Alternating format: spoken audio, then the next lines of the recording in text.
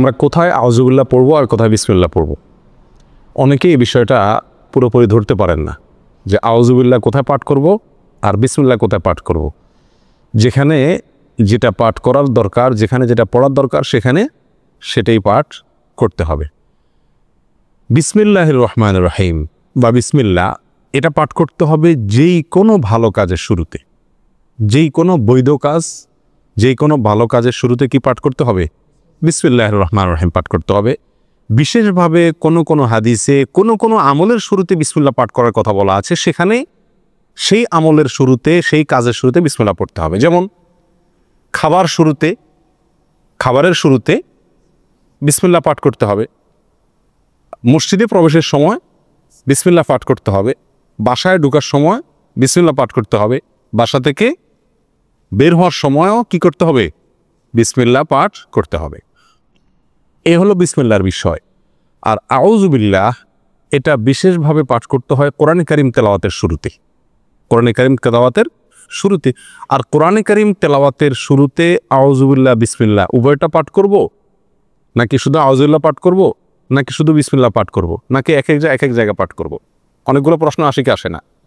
এটার উত্তর হলো, যখন আমরা কোরআনে কারিমের তেলাওয়াত শুরু করব, সেটা নামাজে হোক, নামাজের বাইরে হোক, যে অবস্থায় হোক না কেন, যদি আমরা কোরআনে কারিমের তেলাওয়াত শুরু করি তাহলে আউযুবিল্লাহ পাঠ করতে হবে, আউযুবিল্লাহ পাঠ করতে হবে। অনেক উলামায়ে কেরামের মতে ওয়াজিব, অনেক উলামায়ে কেরামের মতে সুন্নাত।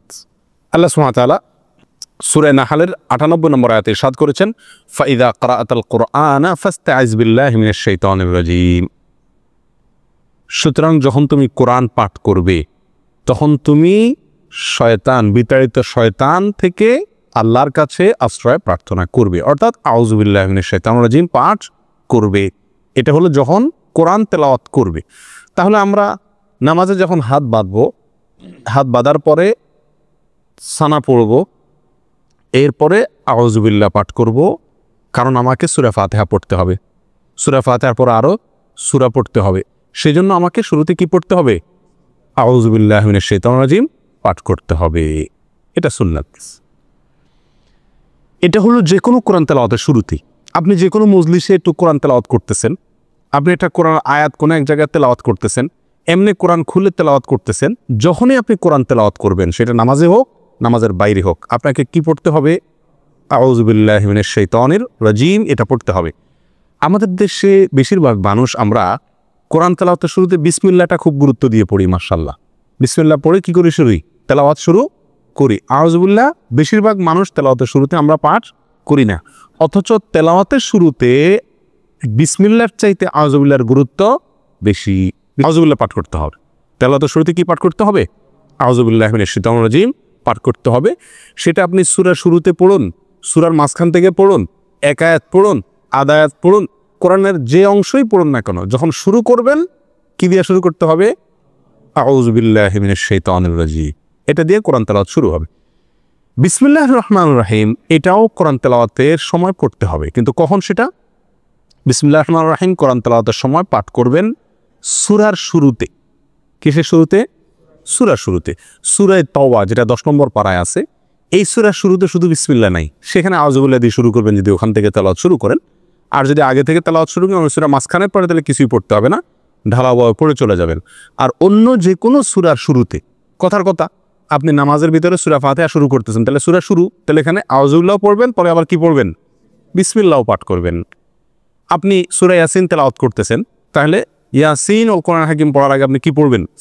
বিসমিল্লাহ পাঠ করবেন। আর সেই পাঠটা যদি আপনার একেবারে শুরু হয়, অর্থাৎ কোরআন খুলে ওটা শুরু করেন, তাহলে দুইটাই পাঠ করবেন, কারণ শুরুতে সেই হিসাবে আউযুবিল্লাহ, আবার সূরা শুরু সেই হিসাবে বিসমিল্লাহ। কথাটা কি বোঝাতে পারছি? আর যদি আপনি মাঝখান থেকে এক জায়গা থেকে খুলে পড়তেছেন সূরার মাঝখান থেকে, তাহলে আপনার কি পড়তে হবে? আউযুবিল্লাহি মিনাশ শাইতানির রাজীম। বিসমিল্লাহ পড়া জরুরি না, যদি পড়েন পড়তে পারেন। কথা বুঝে আসছে? এই হলো আউযুবিল্লাহ এবং বিসমিল্লাহ কোথা আমরা পাঠ করব, তার একটি মোটামুটি বিস্তারিত বিবরণ। দোয়া দুরুদ পাঠ করার সময় আমরা কি বিসমিল্লাহ পড়ব কিনা? অনেক দোয়া আমরা পড়তে হয় নাকি? সকাল সন্ধ্যার দোয়া জিকিরগুলো আছে, তারপরে খাবারের সময় জিকির আছে, দোয়া আছে, বিভিন্ন সময় কি আছে? অনেক দোয়া আছে। নবী করিম সাল্লাল্লাহু আলাইহি ওয়াসাল্লাম জায়গায় জায়গায় অনেক দোয়া শিখিয়েছেন। এই সমস্ত দোয়াগুলোতে বিশেষ করে সকাল সন্ধ্যার দোয়াতে বা আল্লাহর কাছে এমনি দোয়া করছি যখন তখন কি আমরা বিসমিল্লাহ আউযুবিল্লাহ পড়তে হবে কিনা? উত্তর হলো না। এই সমস্ত জায়গায় আউযুবিল্লাহ বা বিসমিল্লাহ পড়ার প্রয়োজন নাই। কেন? কারণ হলো আপনি যে দোয়া পড়তেছেন ওই দোয়াটাই কি আল্লাহর নাম। ওই দোয়া পড়া মানেই হলো আল্লাহর নামে জিকির করা। অতএব সেখানে আবার আল্লাহর নাম নিয়ে আলাদা জিকির করার প্রয়োজন নাই। আর তাছাড়া সে সমস্ত জায়গায় এই বিসমিল্লাহ পাঠ করার কোনো নির্দেশ কোরআন এবং সুন্নাহয় বর্ণিত হয় নাই। কথা বুঝে আসছে? কিন্তু এছাড়া যে কোনো বৈধ কাজ এবং ভালো কাজের শুরুতে কি পাঠ করতে হবে? বিসমিল্লাহ বলে শুরু করতে হবে। হাদিসে আসছে নবী সাল্লাল্লাহু আলাইহি ওয়াসাল্লাম ইরশাদ করেছেন, কুল্লু আমরিন যী বালিন লাম ইউবদা বিবিসমিল্লাহি ফাহুয়া আবতার ওয়া ফি রিওয়ায়াতিন ফাহুয়া আকতা। যে কোনো কাজ যদি তার শুরুতে আল্লাহর নাম নেওয়া না হয়, বিসমিল্লাহ বলা না হয়, তাহলে কাজটা অপূর্ণাঙ্গ থেকে যায়, ওটাতে বরকত থাকে না, কল্যাণ থাকে না। এজন্য যে কোনো কাজের শুরুতে কি পাঠ করতে হবে? বিসমিল্লাহ পাঠ করতে হবে, যদি সেটা বৈধ কাজ হয় অথবা যে কোনো ভালো কাজ হয়। আল্লাহু আ'লাম।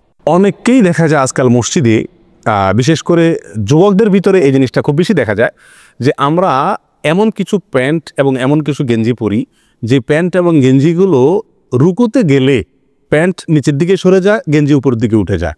ফলে দেখা যায় যে তার যে অংশ, শরীরের যে অংশ নামাজের ভিতরে ঢাকা জরুরি, সতর যেটাকে বলা হয়, সেটার একটা উল্লেখযোগ্য অংশ খুলে যায়। মাজাতে বেশ কিছু অংশ খুলে যায়। মাজাতে দূরের কথা, বরং বলতে গেলে পাছার অনেক অংশই দেখা যায়। তো এসব ভাইদের নামাজের কি হবে? উত্তর হলো তাদের নামাজ হবে না। উত্তর হলো তাদের নামাজ হবে না।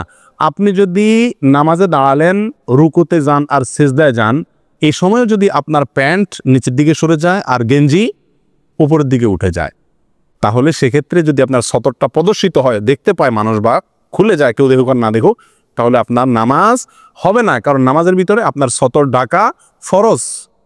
নামাজের ভিতরে সতর ঢাকা ফরজ। আর পুরুষের সতর নাভি থেকে নিয়ে হাঁটু পর্যন্ত এবং কাঁধের উপরও কিছু থাকবে। তো এই যে নাভি থেকে হাঁটু পর্যন্ত ঢাকা ফরজ, আপনি যখন রুকুতে গেলেন তখন ফরজটা ছুটে গেল কি গেল না?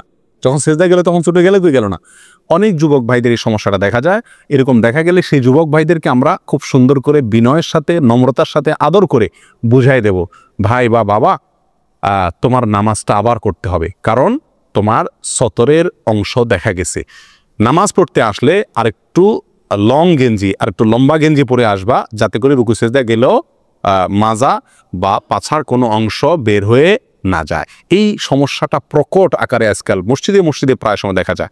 আমরা বেশি টেরি, বেশি আধুনিক সাজার জন্য প্যান্টগুলো এমন পরা পরি যে এগুলো নাভির নিচে ঝুলতে থাকে। পারলে পাছার কিছু অংশ দেখা গেলে বোধহয় আরও বেশি আধুনিক হয়। যত নিচে নামে তত বেশি আধুনিক। কি আশ্চর্য কথা! যত নিচে যায় তত বলে আধুনিক। মানুষ উপরে উঠলে আধুনিক হওয়ার কথা। এখন আজকাল হলো যত নিচে নামে তত আধুনিক, আর গেঞ্জি হলো তত উপরে উঠে, যত শর্টকাট হয় তত হলো কি আধুনিক। হাস্য করে সমস্ত আধুনিকতা। আল্লাহ তাআলা আমাদেরকে হেফাজত করো।